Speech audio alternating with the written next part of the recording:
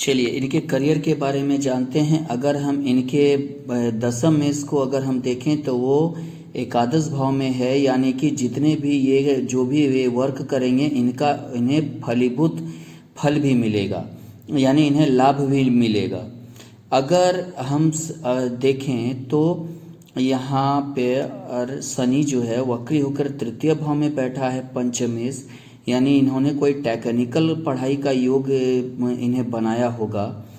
दूसरी बात क्या है कि बुध और सूर्य की दृष्टि है और बुध वक्री है, यानी टेक्निकल में जो है ये बुध या सूर्य ऊंची डिग्री का ही प्रतिनिधित्व करते हैं और जो है ये काफ़ी सफल भी रहेंगे। यानी कहने का अर्थ क्या है, अच्छा अगर पंचमेश पर पंचमेश शनि की दृष्टि यानी तृतीय दृष्टि शनि का होना, यानी इन्हें काफ़ी सफलता भी देगा। लेकिन जो करियर के मामले में तो ये ठीक रहेंगे। एक चीज़ और यहाँ मैं कहना भूल गया, राहु अष्टम भाव में है। राहु जब भी अष्टम भाव में होता है तो थोड़ा ये दिक्कत पैदा करता है। ये आप समझिए कि राहु का अष्टम भाव में होना अचानक कोई एक्सीडेंशियल योग या कुछ जो है एक्सीडेंट या कोई खतरा का एक प्रतिनिधित्व करता है। दूसरी बात क्या है, शुक्र पे राहु की दृष्टि अगर आप देखें तो शुक्र पे राहु की दृष्टि, यानी कि ऐसा समझिए कि ऐसे व्यक्ति थोड़ा सा इतने ज़्यादा कोई चीज़ सुख को पाने की प्रवृत्ति हो जाती है जिसके कारण कभी कभी दिक्कत आ जाती है। कोई भी चीज़ को प्राप्त करने की या मतलब कि उस चीज़ को पाने की ललक इतनी ज़्यादा हो जाती है तो कभी कभी इन्हें अपने इज्जत का भी ख्याल नहीं रहता। ये ऐनन कैनन प्रकारन उन्हें पाना चाहते हैं। राहु की दृष्टि यहाँ आप देखिए कि मंगल पर भी है जो अंगारक योग बना रहा है। अंगारक योग के कारण काफ़ी कभी कभी गुस्सा भी आता होगा। और दूसरी बात क्या है कि अंगारक योग में ऐसा हो जाता है कि व्यक्ति अगर इसकी मन की इच्छा नहीं पूर्ति हो तो ये थोड़ा चिड़चिड़ापन में आ जाते हैं। ऐसे व्यक्ति थोड़ा सा चिड़चिड़ापन इनमें आ जाता है। ये थोड़ा अपना ज़्यादा चलाना चाहते हैं। अगर चलिए यहाँ पे अगर हम लग्न कुंडली या नावांश कुंडली वगैरह सब तो हम देख लिए, शादी का करियर का हम देख लिए। अगर हम यहाँ देखें तो सूर्य, अगर हम नक्षत्र की ओर ध्यान दें तो सूर्य पुष्य नक्षत्र शनि के नक्षत्र में है। तो यानी समझ लीजिए कि शनि के नक्षत्र में जब भी सूर्य रहता है थोड़ा सा पिता को परेशानी होती है। ऐसा होता है कि द्वादश, हालांकि यहाँ शनि बैठा है एकादश में, ऐसा होता है कि जैसे जैसे थोड़ा जातक का उम्र होता है वैसे वैसे थोड़ा पिता को स्वास्थ्य की परेशानी उत्पन्न करता है। दूसरी बात देखिए कि मंगल जो है वो पूर्वाषाढ़ा शुक्र के नक्षत्र में है और शुक्र पूर्ण फाल्गुनी शुक्र के ही नक्षत्र में है। चलिए मंगल शुक्र के नक्षत्र में, यानी कि जो है सुख भोग ऐसे व्यक्ति को अगर नहीं पूर्ति होती है तो लगता है कि जैसे हम छीन के या नहीं तो मतलब कि छीन के हम प्राप्ति कर लें। थोड़ा सा जो है एग्रेसिव प्रवृत्ति ज़्यादा आ जाती है। गुरु के नक्षत्र में है, शुक्र के नक्षत्र में है, शनि के नक्षत्र में है। अच्छी बात है, खुद अपने ही नक्षत्र में बैठे हैं। अच्छा, अभी वर्तमान में जो इन्हें परेशानी होगी, वर्तमान की परेशानी में आप देखिए कि गुरु की महादशा चल रही है जो 16/12/2007 से 16/12/2023 तक चलेगी।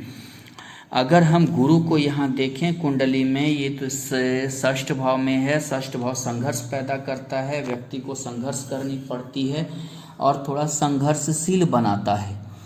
और जो है यहाँ गुरु जो है सप्तमेश होकर और चतुर्थेश होकर है, यानी कि ये व्यक्ति जो है घर से जो है दूर संघर्ष करने का योग बनाएगा।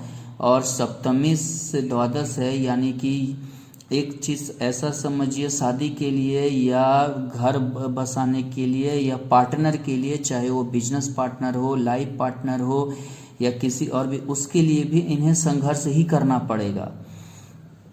अच्छा, यहाँ पर अगर आप देखें तो गुरु चतुर्थेश है, घर यानी कि संघर्ष तो घर से दूर कर ही रहे हैं। ऊपर से आप यहाँ देखिए कि गुरु में चंद्रमा की अंतर्दशा चल रही है जो 16/4/2019 से 16/8/2020 तक चलेगी।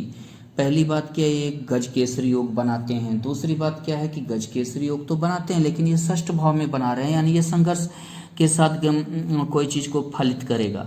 इतनी आसानी से वो फलित ये क्षमता नहीं देता है। यहाँ चंद्रमा एकादश है, एकादशेश है, यानी महत्वाकांक्षा, जब तक ये मेहनत नहीं करेंगे तब तक इनकी महत्वाकांक्षा की पूर्ति नहीं हो पाएगी। अगर आप यहाँ देखें तो भाव चलित में गुरु जो है ये सप्तम भाव में आ गया है और चंद्रमा यानी कि जो है षष्ठ भाव में आ गया है। अगर हम भाव चलित को भी अगर हम ध्यान से देखें तो भाव चलित में गुरु का खिसकना यानी गज केसरी योग का खंडित होना होता है, यानी यहाँ गज केसरी योग का पूर्ण फल नहीं मिलेगा। ऊपर से चंद्रमा का षष्ठ भाव में होना, यानी कि षष्ठ भाव हमेशा चंद्रमा एक मानसिक, चंद्रमा हमारे लिए मन का प्रतिनिधित्व करता है, यानी मन का वो टेंशन बरकरार रखेगा, वो मन संबंधी जो है थोड़ा सा वो टेंशन देगा। दूसरी बात क्या है कि इस चंद्रमा पे अगर आप देखें तो केतु की दृष्टि है और केतु की दृष्टि होने की वजह से जो है थोड़ा सा मन अशांत रहेगा। और गुरु पे भी केतु की दृष्टि है, जब भी गुरु पे केतु की दृष्टि होती है तो थोड़ा सा व्यक्ति अध्यात्म की ओर या और किसी और की जाने लगता है। कभी कभी ऐसा भी देखा गया है कि व्यक्ति स्टारडम पोजीशन पे रहता है और गुरु और केतु की वजह से यह स्टारडम पोजीशन को अपना छोड़कर और अध्यात्म या किसी और की मतलब की चक्कर में पड़ जाते हैं। अगर यहाँ देखिए तो जो है ध्यान देते हैं, चंद्रमा भी घनिष्ठा नक्षत्र मंगल के नक्षत्र में बैठा है और चंद्रमा मंगल के नक्षत्र में, मंगल भी वक्री है। और यहाँ देखिए 4 ग्रह वक्री है, शनि वक्री है, बुध वक्री है, मंगल वक्री है, गुरु वक्री है। अगर 4 ग्रह वक्री हों तो वक्रत्व के पोजीशन में कभी व्यक्ति किसी की थोड़ा बात नहीं मानता है, अपने जिद्दीपन पे रहता है, अपना हुक्म चलाना चाहता है, थोड़ा सा ये सब परेशानी जो है उसे होती है और जिसके वजह से दिक्कत होता है। आंशिक अंगारक योग भी है, मंगल पे राहु की दृष्टि है, जिद्दीपन, गुस्सा ज़्यादा आता है ऐसे में। अच्छा, अगर आप चलिए हम जानते हैं इनका जो है आगे की करियर क्या होगी। चलिए, ये तो गुरु की महादशा थी, चंद्रमा के अंतर्दशा में 8वें महीने तक चल रहा है।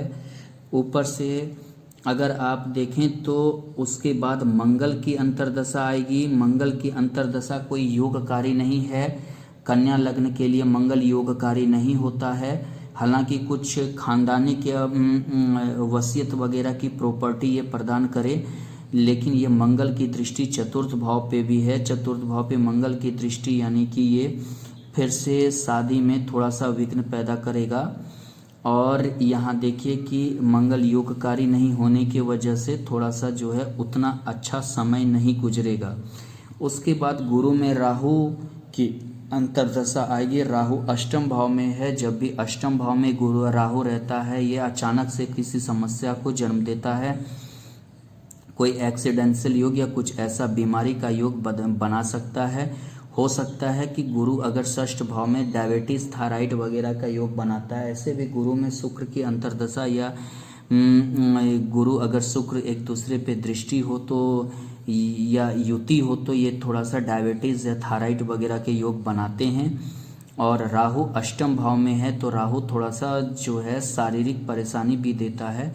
वो जो या अचानक से कोई ऐसा बोलिए कि एक्सीडेंशियल योग का भी प्रतिनिधित्व करता है।